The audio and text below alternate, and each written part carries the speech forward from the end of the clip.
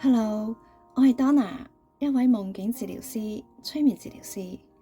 3月29號夜晚，我將同大家一齊進入夢境與身心健康嘅探索之旅。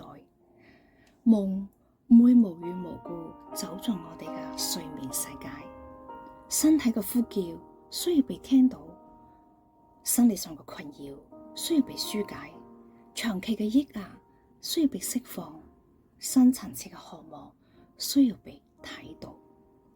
夢境身體心理嘅內窺鏡，與我哋嘅身體健康、心理健康息息相關。帶住一份好奇心，一份渴望了解自己嘅心，就係最好嘅準備，進入夢境與身心健康嘅心靈之旅。